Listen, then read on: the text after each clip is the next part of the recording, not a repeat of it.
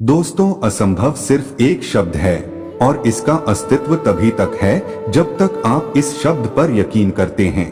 इस दुनिया में बहुत से ऐसे लोग हुए जिन्होंने इस शब्द पर यकीन नहीं किया और उस चीज को संभव कर दिया जिसे लोग कहते थे असंभव है, ये हो ही नहीं सकता। दोस्तों, आज के इस लेख में उस व्यक्ति का कहानी बताऊंगा जिन्होंने यह साबित कर दिया कि असंभव नाम की कोई चीज नहीं होती। दोस्तों, यह मोटिवेशनल स्टोरी उस इंसान की है जिसने अपने बुलंद हौसले और दृढ़ संकल्प के कारण असंभव काम को संभव कर दिखाया।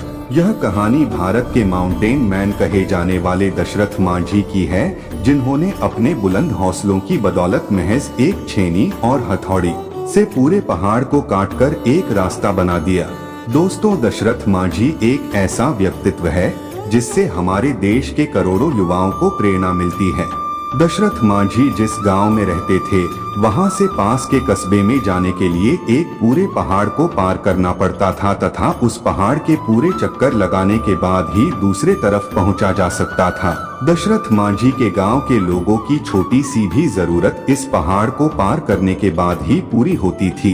एक दिन जब दशरथ मांझी पहाड़ी इलाके में अपना काम कर रहे थे और हर दिन की तरह उनकी पत्नी फाल्गुनी देवी उस दिन भी उन्हें जब दोपहर का खाना देने जा रही थी, तब दुर्भाग्यवश अचानक पैर फिसलने के कारण वह एक पहाड़ी दर्रे में जा गिरती हैं और तत्काल इलाज न मिलने के कारण उनकी मृत्यु हो जाती है। फाल्गुनी देवी की मौत का सबसे बड़ा कारण वह पहाड़ था जो दशरथ मांझी के गांव और शहर के बीच दीवार बनकर खड़ा था।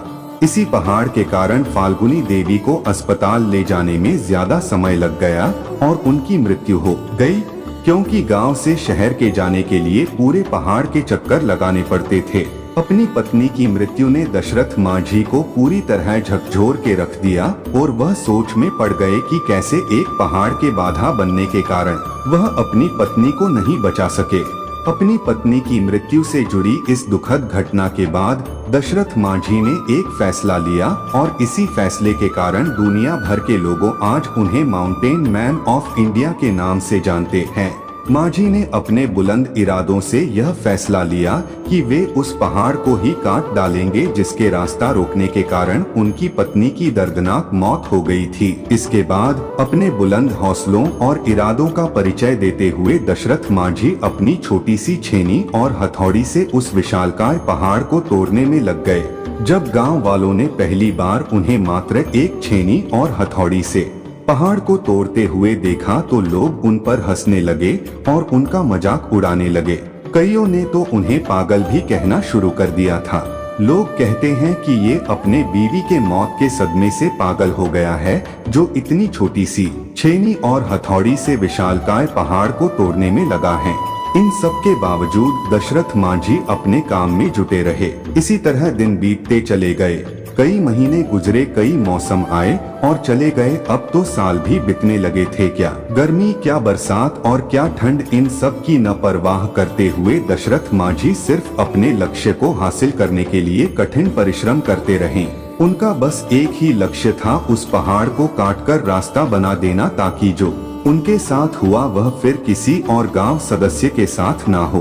अपने दृढ़ संकल्प और बुलंद इरादों का परिचय देते हुए लगातार 22 साल की कठिन परिश्रम और मेहनत के बाद पहाड़ में 360 फुट लंबा, 25 फीट गहरा, 30 फीट चौड़ा रास्ता बनाने में कामयाब हुए। दशरथ मांझी द्वारा बनाए गए इस रास्ते के कारण गया के अन्नी से वजीरगंज की दूरी मात्र 15 किलोमीटर रह गई, जो पहले पहाड़ को चक्कर लगाकर जाने के बाद 80 किलोमीटर की दूरी पड़ती थी। दशरथ मांझी के इस फैसले का पहले तो मजाक उड़ाया गया, पर उनके इस प्रयास ने गहलौर के लोगों के जीवन को सरल बना दिया।